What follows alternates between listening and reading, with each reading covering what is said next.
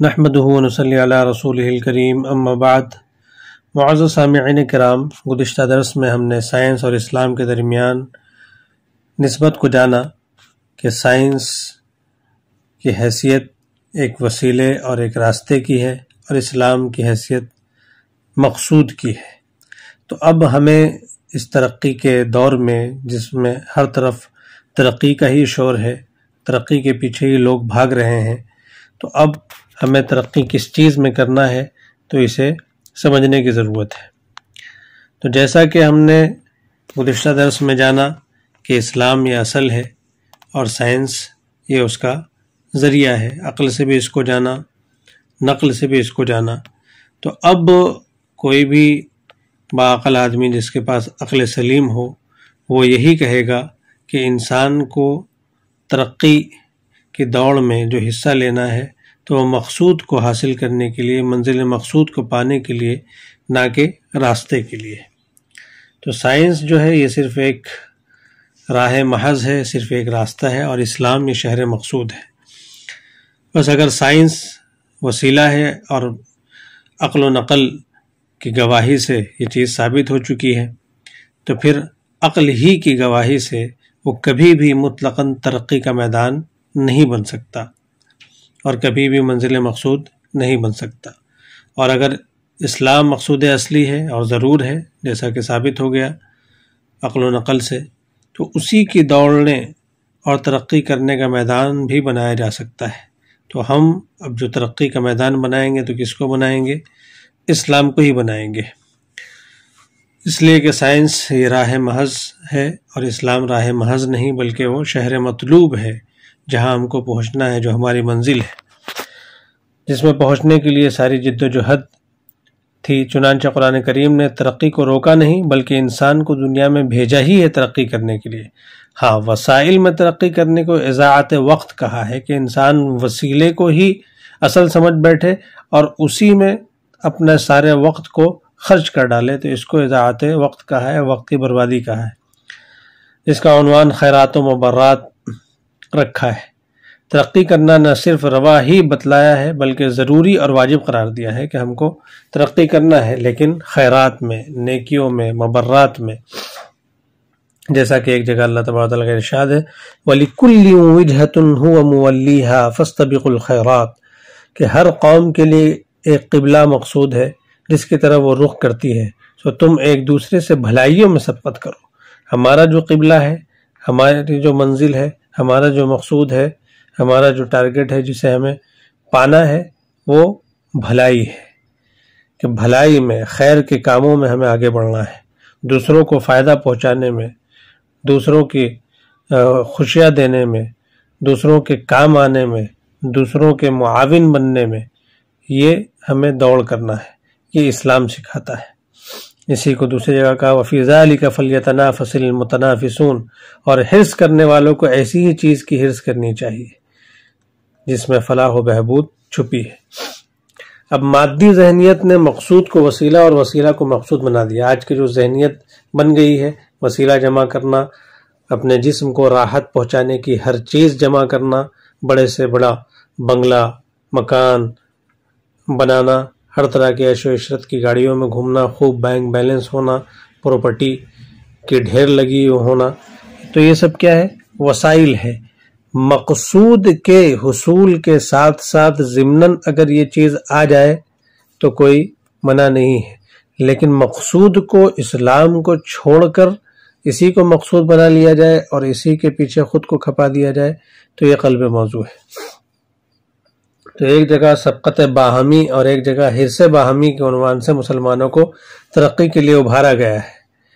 ایک جگہ کہا گیا کہ آپس میں جو حرص ہے فَاسْتَبِقُوا الْخَيْرَاتِ، بھلائی کی طرف بھاگو، اور ایک جگہ کیا فَلْيَتَنَافَسِ الْمُتَنَافِسُونَ، حرص کرو لیکن بھلائی کے کام میں۔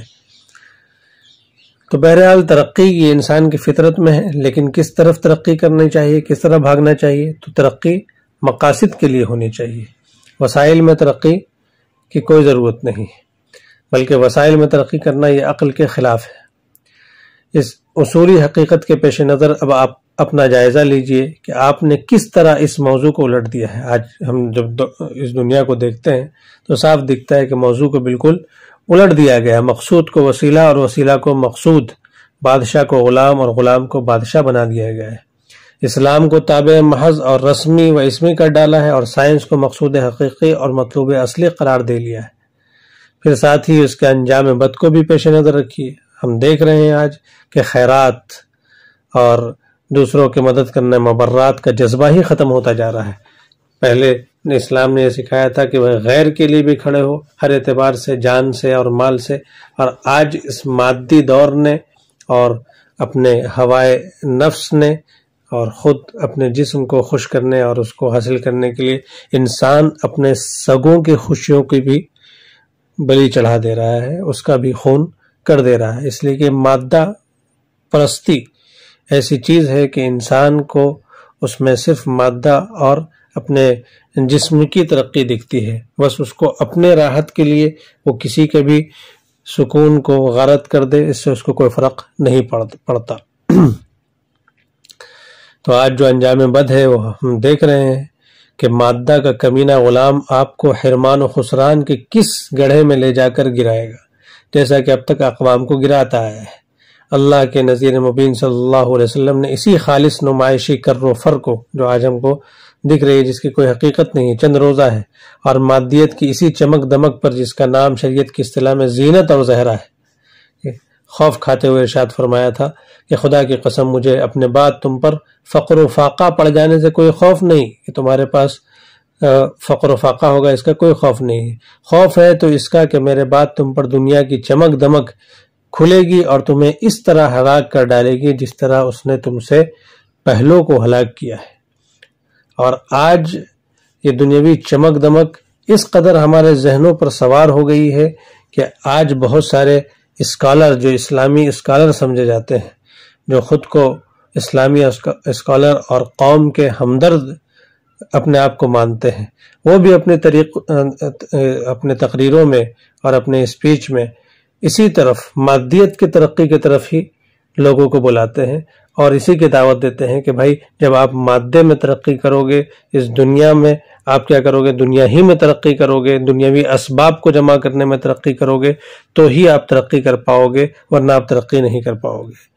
تو اس بات کو سمجھ لینا چاہیے کہ ہم اسباب کے دشمن نہیں ہیں، اسباب کو اسباب کے درجے میں رکھ کر کے حاصل کرنا ہے، اسے مقصود نہیں بنانا ہے، اس لیے کہ مقصود جو ہے وہ اسلام ہے، وہ روحانی طاقت ہے، وہ مادی طاقت نہیں ہے۔ تو آج ساری کوشش مادی طاقت کے حصول کے لیے ہے، روحانی طاقت کی کوئی فکر نہیں ہے۔ تو مادیات محضہ کی مضرتیں کیا ہیں وہ ہمارے سامنے میں آنا چاہیے۔ صرف ہم جو مادے کے پیچھے بھاگ رہے ہیں، صرف ہم جو دنیاوی ترقی جو ہے آج کے دور کی اس کو کہا جا رہا ہے اس کے پیچھے بھاگتے ہیں، تو اس کے نقصانات کیا ہے؟ تو یہ سمجھیے کہ مادیت کی ہلاکت آفرینیہ پہلے علم کے میدان میں قدم جماتی ہے، جس سے اعتقادات بگڑتے ہیں، آج اعتقاد ہمارے خراب ہو کر رہ گئے، اور پھر عمل کے میدان میں چھا جاتی ہے، جس سے ہمت عمل ختم ہو جاتی ہے۔ آج اعمال ہمارے زندگیوں میں غارت ہو کر رہ گئے۔ علمی میدان میں اس طرح کے مادیت خود بے شعور ہے، یعنی جو مادیت ہے، جو مادہ ہے، آگ، پانی، ہوا، مٹی میں سے کوئی ایک مادہ بھی عقل و ہوش نہیں رکھتا۔ اسی وجہ سے تو انسان کے ہاتھوں میں کھلونا بنا ہوا ہے کہ انسان جیسا چاہ رہا ہے اس کو اپنے ریسرچ کا میدان بنایا ہوا ہے۔ اس لیے ان جہالت کے کھلونوں سے رات دن کھیلنا ظاہر ہے کہ جہل سے ہی آگے نہیں بڑھا سکتا۔ اب جو اسی کے اندر رہے گا تو وہ جہل ہی اس کے اندر بڑھے گی، اس کے اندر علم جو اللہ کا نور ہے وہ نہیں بڑھ سکتا۔ نیز یہ مادیت چونکہ خود محسوسات کی انواع ہے، یہ جو چیزیں ہیں آگ، پانی، ہوا، مٹی، یہ ہوا کو بھی انسان محسوس کرتا ہے، وہ بھی بدن میں لگتی ہے۔ آگ ہے، اس کو بھی اپنے آنکھ سے دیکھتا ہے، اس کی گرمی کو محسوس کرتا ہے۔ پانی ہے، اسے بھی محسوس کرتا ہے۔ تو یہ محسوسات کی چیزیں ہیں جس کو انسان محسوس کرتا ہے، اس لیے ان کا دل دادا انسان زیادہ سے زیادہ حس ہی کی گہرائیوں تک رسائی پا سکتا ہے۔ تو جو ان کے پیچھے بھاگ رہا ہے تو وہ محسوسات ہی کی حد تک اس کی گہرائی میں پہنچے گا، اور جس کا تعلق حواس خمسہ، آنکھ، ناک اور کان وغیرہ سے ہے۔ تو جب جو حواس کے پیچھے بھاگے گا، مادے تک بھاگے گا، تو وہ ان چیزوں کو بس انہی چیزوں کو جان سکتا ہے جس کو وہ حواس خمسہ کے ذریعے سے جان سکتا ہے۔ اس لیے کہ ایک چشم و گوش کا بندہ مشاہدات چشم و گوش ہی میں گھرا رہتا ہے، جس کو آنکھ اور کان سے ہی لینا تو اسی کے اوپر ریسرچ کرتا رہے گا۔ علوم قلب اور علوم ارواح اور علوم حقائق تک اس کی رسائی ہونے ہی نہیں پاتی۔ تو اصل جو علوم ہے، جو علوم قلب ہے، علوم ارواح ہے، علوم حقائق ہے، جس کا تعلق علم وحی اور روحانیت سے ہے، وہاں تک وہ پہنچ ہی نہیں پاتا۔ اسی وجہ سے یہ روحانیت کی چیزوں کا، یہ جو مادہ جو اس کا عادی ہو گیا ہے انسان مادے کا اور محسوسات کی چیزوں کا، تو وہ جو غیر محسوس جو چیزیں ہیں، جو اصل طاقت ہے، وہ ان کا منکر ہو جاتا ہے۔ اور ظاہر ہے جس علم کی راہ سے آدمی ناواقف محض ہو اور ناواقفی کے ساتھ ادھر کا رخ بھی کرے، تو اس کا مبلغ پرواز بجز اوہام و خیالات اور شکوک و شبہات کے علوم و معارف کب ہو سکتے ہیں؟ اب جو اصل علوم اور جس کو معرفت کہتے ہیں، اب جو اس سے بالکل اس میدان میں کبھی اس نے پیر ہی نہیں رکھا، وہ مادے کا آدمی ہے، تو اس کو وہ چیز سمجھ ہی میں نہیں آئے گی، اور جب وہ چیز سمجھ میں نہیں آئے گی تو اس کا انکار کرے گا۔ اسی لیے مادی انسانوں کو روحانی میدان میں شکوک و شبہات ہی گھیرے رہتے ہیں۔ ہر چیز میں ان کو سوال یہ کیوں نہیں سمجھ، اب تم نے اپنے بساط جو تمہارے اندر اصل روح کی جو طاقت تھی، تم نے اس طاقت ہی کو کمزور کر دیا ہے، اور مادی جو طاقت تھی بس وہی تمہارے اندر بڑھ گئی ہے، جس نے بظاہر جو طاقت ہے وہ طاقت ہی نہیں، وہ کمزوری ہے۔ تو جو کمزوری ہے تو وہ کمزوری سے انسان کیسے مطلب اس چیز کو جو روحانی چیز ہے اس کو کیسے دیکھ سکتا ہے؟ جو در حقیقت مادیت میں انہماک و شغف رکھنے کا ایک معمولی ثمرہ ہے۔ اس کا علاج اس کے سوا کچھ نہیں کہ روحانیت کی طرف رجوع کر کے جو منشأ علوم و ادراکات میں قلب علم کی شمع روشن کی جائے۔ قلب کے اندر علم کی جو شمع، جو علم اللہ کا نور ہے۔ معلومات اور علم میں فرق ہے۔ آج لوگ معلومات کو علم سمجھ رہے ہیں۔ یہ جو مادے کی جو جانکاری ہے اس کو معلومات کہتے ہیں، یا علم نہیں ہے۔ علم تو اللہ کا نور ہے جس سے اوہام و وساوس کی اندھیریاں رفع ہوں گی۔ جب علم انسان کو آ جائے گا تو یہ جو شکوک و شبہات ہیں، جو وہم ہیں، جو وسوسے ہیں، یہ دور ہو جائیں گے اور یہ ساری چیزیں یقین میں بدل جائے گی۔ حضرت قاری طیب صاحب رحمۃ اللہ علیہ کا یہ بیان جو علی گڑھ یونیورسٹی کے طلباء کے درمیان ہوا تھا، آخر میں یہ اتنی بات بتانے کے بعد پھر آپ یونیورسٹی کے طلباء کو مخاطب کر کے فرما رہے ہیں کہ مجھے معاف کیا جائے اگر میں نیاز مندانہ طریق پر یہ عرض کروں کہ آج مسلمانوں میں، اور آپ برا نہ مانیں تو آپ جیسی نئی ذہنیت کے افراد میں اس علمی اور عرفانی روشنی کا سرے سے ہی پتہ نہیں ملتا، جو شکوک و شبہات کا تریاق اور وساوس و اوہام کا بدرقہ ہے، اس کا لازمہ ہے۔ تو جو شکوک جو انسان کے ہمارے دنوں میں جو ذہنوں میں جو شکوک پیدا ہوتا ہے، تو اس کی جو اصل دوا ہے، جو وسوسے اور وہموں کو دور کرنے کی جو چیز ہے، اس سے ہمیں کوئی مسی نہیں ہے۔ اسی وجہ سے بلکہ قلوب میں ریب و ارتیاب جو شک جو پیدا ہوتا ہے، اور تحیر نے جگہ پکڑ کر اصل حقیقت سے ہی بیگانہ بنا دیا ہے، اور جبکہ ایمان کی وہ شفاف روشنی جو ظلمات جہل اور جہل سے پیدا شدہ شبہات کو دفع کرتی ہے، دور کرتی ہے، اور مشاہدہ حق کی وہ تجلی ریزی جو ہر سوال کا جواب خود ہی بنتی ہے، قلوب میں پیوست ہی نہیں۔ اسی وجہ سے ہر چیز میں اعتراض، ہر چیز میں اشکال، اس لیے کہ یہ ہماری جو روحانیت ہے وہی ختم ہو گئی ہے۔ تو وہ اس کے پاس کے اب مادہ جو چیز ہمیں دکھے گا، آنکھ سے دکھے گا، اسی کو ہم مانیں گے، لیکن اس کے آگے کی جو طاقت ہے، جو روح کی طاقت ہے، ہم اس طاقت کو کھو بیٹھے ہیں۔ اسی لیے یہ سارے اعتراضات ہو رہے ہیں۔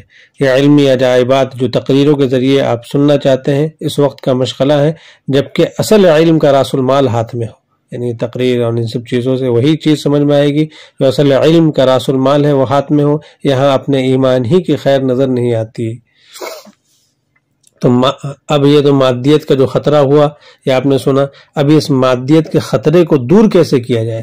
اس لیے حضرت محتمم صاحب فرماتے ہیں کہ میری صلاح تو یہ ہے، میرا مشورہ تو یہ ہے، اور نہ میری صلاح بلکہ اسلام کی حقیقت کا تقاضا ہی یہ ہے کہ میرے عزیز بھائی، اوپر کے ٹیپ ٹاپ اور مرہم پٹی کو چھوڑ کر اس مادہ فاسد کو، یہ جو باڈی ہے، جو جسم ہے، اور یہاں کی ہر چیز ہے، آپ دیکھ لیجئے جتنی ایجاد ایجادات ہیں ہر تھوڑے دن میں ختم ہو جاتی ہے، دوسری چیز اس کی جگہ لے لیتی ہے اور یہ اسکریپ میں یہ ساری چیزیں چلی جاتی ہے۔ تو یہ مادہ فاسد کا تنقیہ کرے، اس کی صفائی کرے، جو مادی سائنس کے غیر ضروری انہماک، الفاظ پہ غور کریں، مادی سائنس کے غیر ضروری انہماک، یعنی ایسا نہیں کہ سائنس کا انکار کیا جائے، کہ سائنس ہے، تحقیقات میں ہمیں جانا ہے، تحقیقات میں پڑھنا ہے، اپنے ضرورت بھر اس میں سے اپنا حصہ لینا ہے، لیکن اسی میں ڈوب کر رہ جانا ہے، اسی کو مقصود بنا لینا ہے، تو یہ لغویات سے خود کو کیا کرے بچائے۔ اور فلسفیوں کے علم نما جہل نے اس کی آبیاری کی ہے، اور یہ جو مادی ذہنیت جو سائنس کا ہے، تو فلسفیوں نے خود جو اپنے آپ کو دانشمند سمجھتے ہیں اور اپنے آپ کو پڑھے لکھے سمجھتے ہیں، تو ان کا جو علم نما جہل ہے، انہی نے اس کو اور سچائی کی ہے اور اس کی کھیتی کی ہے۔ ان حالات میں ان کا فرض ہے کہ وہ جسم کے بجائے روح کو ابھرنے کے قابل بنائے۔ اصل چیز کیا ہے؟ روح ہے، اور ہماری ساری محنت جسم کے اوپر ہے کہ وہی انسان میں علم کا منبع ہے۔ تو علم کا منبع جو چشمہ ہوتا ہے، جو سوتے ہوتی ہے، کہ جہاں سے چیزیں پھوٹتی ہے، ایک ہوتا ہے کنواں اور ایک ہے ٹینک۔ ٹینک کے اندر آپ جتنا پانی ڈالیں گے اتنا ہی پانی آپ نکال سکتے ہیں، ٹینک خالی ہوگا پھر سے آپ کو موٹر ڈالنا پڑے گا۔ لیکن ایک ہے سوچ، جیسے کنواں ہے، آپ پانی کھینچتے جاؤ، خود سے اس کے اندر پانی آتا جائے گا، خود سے اس کے اندر پانی پیدا ہو جائے گا۔ تو علم کا جو اصل منبع ہے یہ کیا ہے؟ روح ہے۔ تو اس سے جڑنے کی ضرورت ہے، جس کی پہلی کڑی یہ ہے کہ ہوائے نفسانی جو ہمارے خواہشات اور مادی خواہشات کے بے شمار مقاصد سے ذرا ایک طرف ہو کر اس منبع جود و کمال ذات حق کی طرف رجوع کریں، جس سے علم و معرفت کی روشنی چلتی ہے اور شبہات و وساوس کی دنیا کو تنگ بنا دیتی ہے۔ تو ہمیں رجوع الی اللہ کی ضرورت ہے، اپنے روح کی طاقت کو بڑھانے کی ضرورت ہے، مادے سے اس کو کچھ الگ کر کے ذکر کے ذریعے سے، فکر کے ذریعے سے، تلاوت کلام اللہ کے ذریعے سے، استغفار کے ذریعے سے، گناہوں سے حفاظت کے ذریعے سے اپنے روح کو طاقتور بنانے کی ضرورت ہے۔ پھر جب ہمارے روح طاقتور ہو جائے گا تو اس میں سے جو علم کا چشمہ پھوٹے گا، تو پھر ہم اس کے ذریعے سے یہ جتنے ہمارے شکوک و شبہات ہیں، یہ جتنے اعتراضات ہیں، یہ خود بخود دور ہو جائیں گے۔ اسی لیے کیا کہا تھا، یہ جو آخری جو زمانہ ہوگا فتنوں کا زمانہ، اس وقت کیا ہے، یہ شکوک ایمان میں، اسلام میں علمی فتنہ ہوگا، جس میں شبہات پیدا ہوں گے، اور یہ شبہات پیدا ہونے کی وجہ یہی ہوگی کہ انسانیت یہ روحانیت سے دور ہو کر مادیت کی دل دادہ ہو جائے گی، جس کے بنا پر روحانیت کمزور اور مادیت زیادہ ہو جانے کی وجہ سے، مادیت کا زور ہو جانے کی وجہ سے روحانی چیز اسے سمجھ میں نہیں آئے گی، اور بس شک اور شک میں پڑھ کر انسان اپنے ایمان کو بھی خیربات کر دے گا۔